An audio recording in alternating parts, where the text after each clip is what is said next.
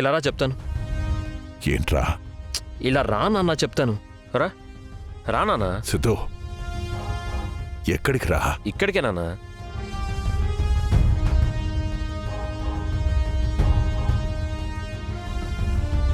కూర్చో నాన్న, కూర్చో నాన్న, కూర్చో. ఎందుకురా? కూర్చో, నేను ఇప్పుడే వస్తాను ఉండు.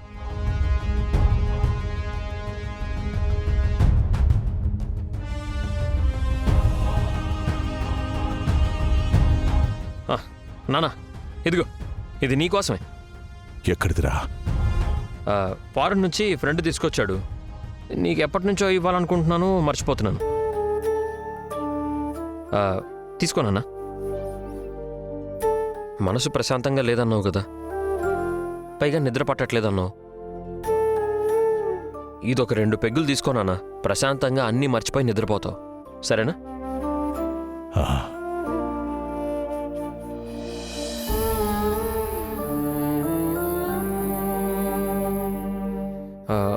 నాన్న, నేను ఫ్రెండ్ని కలవాలి, నేను బయటికి వెళ్ళొస్తాను. సరేరా. రేయ్ సిద్ధు,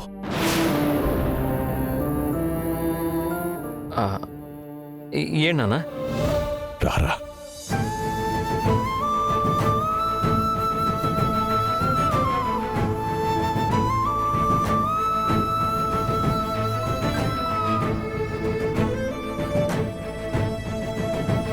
ఏమైంది నాన్న?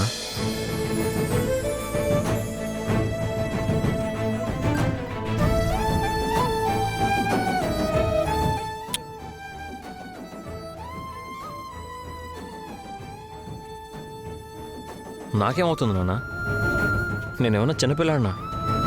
నువ్వు నా కంటికి ఎప్పుడూ చిన్న పిల్లాడివేరా. నేను నీకోసం ఏదైనా చేస్తాను. నీకేం కాకూడదనిరా నా బాధంతా. సరే నాన్న, నువ్వు కాసేపు ఆగి పడుకో, నేను బయటికి వెళ్ళొస్తాను. సరేరా, త్వరగా వచ్చి పడుకో. సరే నాన్న.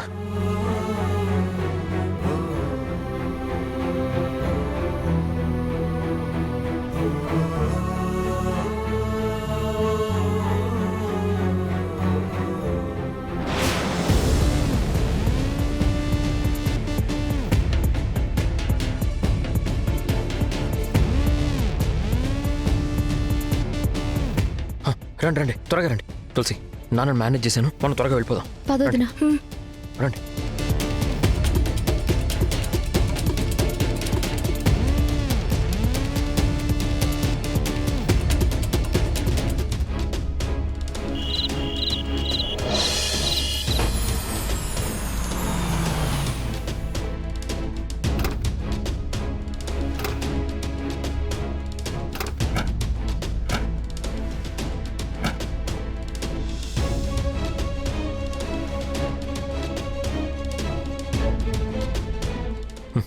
పదండి.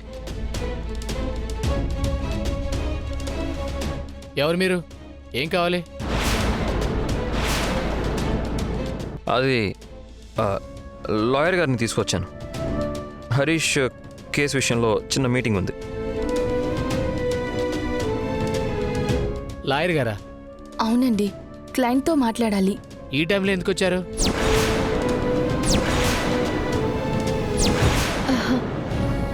సార్, ఆ లాయర్ గారు చాలా బిజీగా ఉంటారు, అందుకే ఈ టైంలో వచ్చాం. సరే రండి.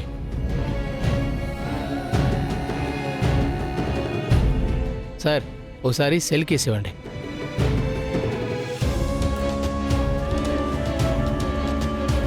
ఏమయ్యా, నీకోసం లాయర్ గారు వచ్చారు.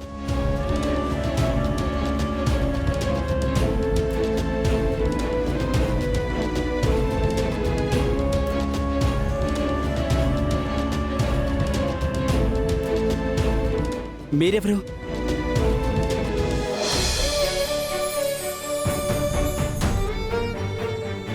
కీర్తి?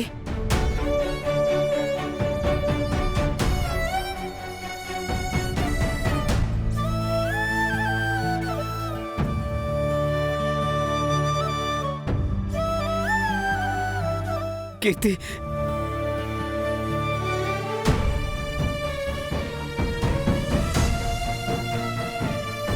కీర్తి కీర్తి మెల్లిగా.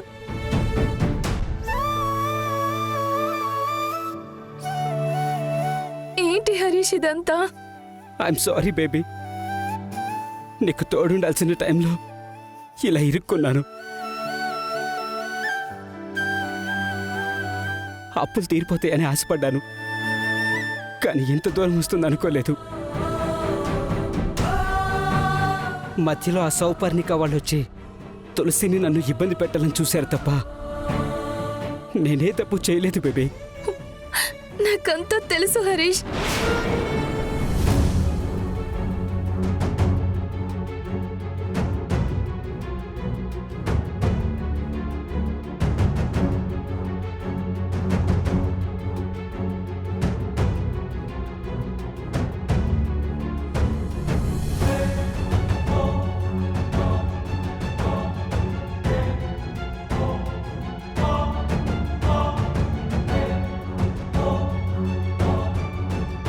ఏ కానిస్టేబుల్, నువ్వేం టెన్షన్ పడకు. అన్నయ్య తులసి నిన్నెలాగైనా బయటికి తీసుకొస్తారు. నా గురించి నాకే బాధ లేదు కీర్తి.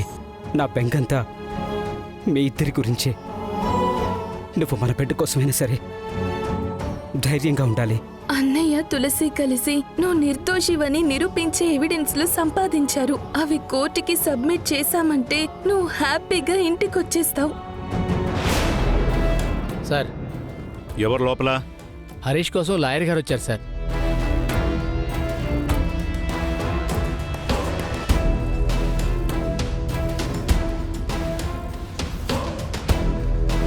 లాయరా? మరి లాయర్ అయితే వాళ్ళిద్దరూ అంత క్లోజ్గా ఎందుకున్నారు? పక్కన సిద్ధు వాళ్ళు ఎందుకున్నారు? ఏదో జరుగుతుంది. వెంటనే బసవరాజు గారికి చెప్పాలి. We are a family now.